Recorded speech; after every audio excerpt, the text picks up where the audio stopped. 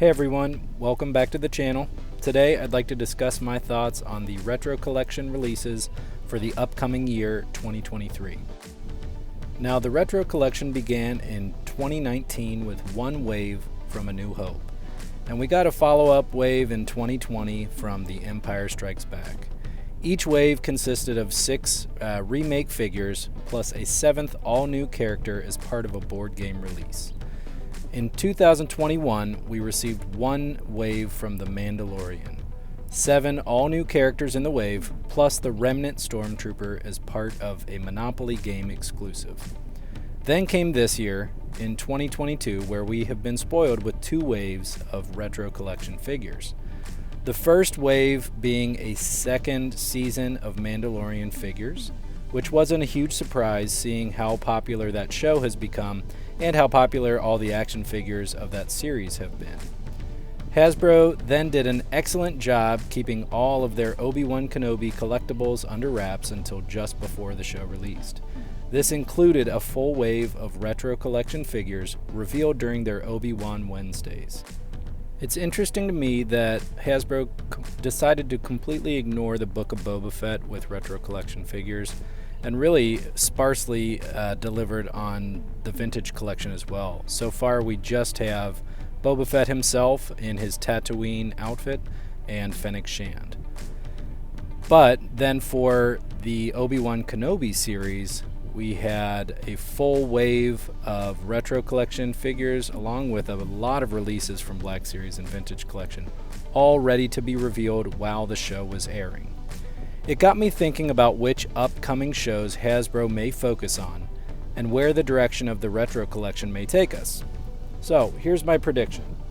I'm going to guess that Andor will be pretty much ignored from the retro collection as well. Cassian Andor is really the only character that we know well, other than maybe Mon Mothma and K2SO, who of course won't be in Season 1. I think it would be too big of risk for Hasbro to give us a full wave of all new characters before knowing how the show is going to be received. Maybe once established, we will get some Andor figures for the second season of that show. So I think Hasbro probably has their sights set on Ahsoka for their 2023 wave of current Star Wars figures. It's anchored by one of the most popular characters in Star Wars and will have multiple characters from Rebels, so they are essentially killing 2 birds with 1 stone by doing this wave. Following their current formula, I believe we will likely get a wave of 6 characters from this show, with 2 of them being double packed in a case of 8 figures. So my prediction for the layout of this case would be, of course, Ahsoka herself. You can't really have an Ahsoka wave without her. Now, I know we just got a retro figure of her as part of the Mandalorian Season 2 wave, but hear me out. I think that this is a great opportunity for them to give us Ahsoka the White. Throw on a soft goods cloak for her, and I think most fans would be happy enough with that. You do minor retooling of maybe her outfit, and that just even ups the ante even more for her. Ahsoka the White has been pretty much one of the most intriguing characters and storylines in recent Star Wars, and so I think an updated repack for her may be embraced very well by the fans. Next, I am confident we would get Sabine Wren. We know that Ahsoka is going to be focusing on her search for Ezra Bridger, and at the end of Rebels, Sabine and Ahsoka were seen together leaving for this mission. My biggest question here is if they would put her in her Mandalorian helmet or leave her helmetless.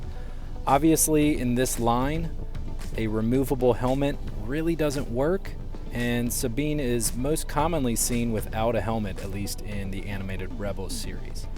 Couple that with the fact that we already have 5 different retro collection Mandalorians, they may want to get some variety in there and have her without a helmet. That being said, it would be cheaper to just repaint Bo-Katan and make it look like Sabine, so who knows. Next, we would have to have the captain of the crew, Hera Syndulla. We know from the leaked teaser trailer from Star Wars Celebration that Hera will be in this series, and so she would be an obvious choice for this wave. Getting a Twi'lek would be fun, as we all enjoy the diversity of having more alien characters. It also leads into the next character who I am absolutely dying to see come into the Retro Collection. That would be none other than the Droid Chopper. You can't have Hera without her trusty astromech Chopper. He would be an amazing addition to the line, and he wouldn't need the vac metal paint that has made R2-D2 and C-3PO continue to be omitted from this line. So Chopper would be an easy win for Hasbro to get another droid into the Retro Collection. Fifth on the list for me is a character that hasn't been confirmed to be in this series, but I think it would make a lot of sense if he was included in the show. So my next figure in this line would be Captain Rex. We know he has a close relationship with Ahsoka, and so his addition would be really fun. If they chose to do a flashback version of Rex, they could put him in his clone armor and essentially create a template that they could use for future Retro Collection clones if they ever decide to go that direction.